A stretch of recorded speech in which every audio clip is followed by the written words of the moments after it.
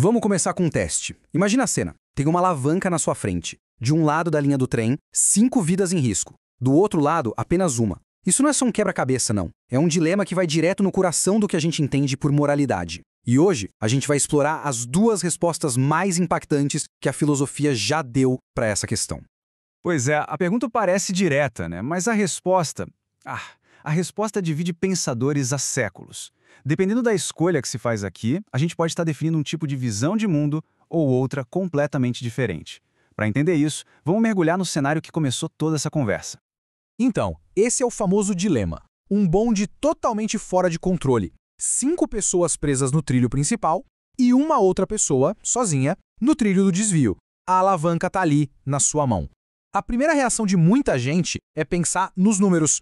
Uma lógica que parece brutal, mas que foi proposta por um filósofo que queria basicamente transformar a moralidade em uma ciência exata. O primeiro a dar uma resposta bem direta para isso foi Jeremy Bentham. Para ele, a moralidade não tem nada a ver com regras divinas ou com boas intenções. Não. Para ele, o que importa são os resultados. É um cálculo frio e simples. A ideia do Bentham é radical. Esquece essa coisa de direitos, deveres ou se a intenção foi boa. A única coisa que importa, no fim das contas, é o placar final. A ação correta é sempre aquela que maximiza a felicidade e minimiza a dor para o maior número de pessoas possível. É quase uma calculadora moral. O que gera mais pontos de prazer para a maioria, vence. Simples assim. Então, se a gente aplicar a lógica do Bentham ao problema do bonde, a resposta é óbvia e bem desconfortável. Se não puxar a alavanca, o resultado é 5 mortes. Se puxar, 1 morte.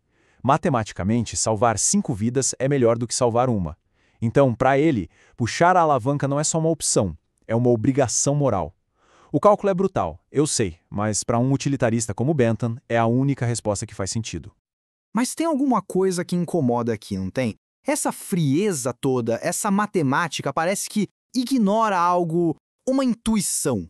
E esse incômodo é justamente o que aponta para uma falha gigante na lógica de Bentham. Uma falha que ele mesmo resumiu de um jeito perfeito ao comparar poesia com um joguinho infantil.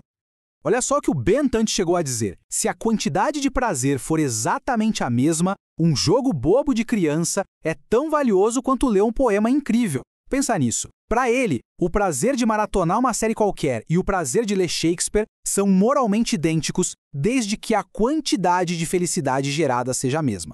De onde vem o prazer não importa, só o quanto. E é aqui que a gente é forçado a perguntar, será mesmo todo o prazer é igual? A satisfação de criar uma obra de arte é a mesma de, sei lá, comer um chocolate? Essa dúvida, essa pulga atrás da orelha, foi o que deu origem a uma nova versão do utilitarismo. Uma que tentou basicamente salvar a teoria dela mesma. E aí que entra em cena John Stuart Mill.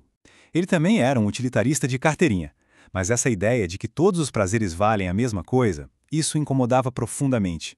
Mill achava que faltava uma nova dimensão nesse cálculo todo, a dimensão da qualidade. O Mill concordava com o objetivo final, maximizar a felicidade, claro. Mas ele fez uma distinção que muda tudo. Existem prazeres inferiores, que são mais ligados ao corpo, e existem prazeres superiores, que são da mente, do intelecto. E na visão dele, um pinguinho de um prazer superior vale muito mais do que um oceano inteiro de prazer inferior. Tá, mas o que são esses prazeres superiores? Bom, são aqueles que usam o que a gente tem de mais humano, a nossa capacidade de pensar, de criar, de sentir empatia, de debater ideias. Para o Mill, uma sociedade que busca só os prazeres fáceis, os imediatos, acaba se tornando medíocre, estagnada. É a busca por esses prazeres mais elevados que nos faz progredir como pessoas e como civilização. Então, olha só o que a gente tem agora. 2 formas de pensar que competem entre si, mas que usam o mesmo nome. Utilitarismo. De um lado, a calculadora de prazer do Bentham, e do outro, a hierarquia de valores do Mill. Vamos colocar as 2 lado a lado para ver o contraste bem de perto.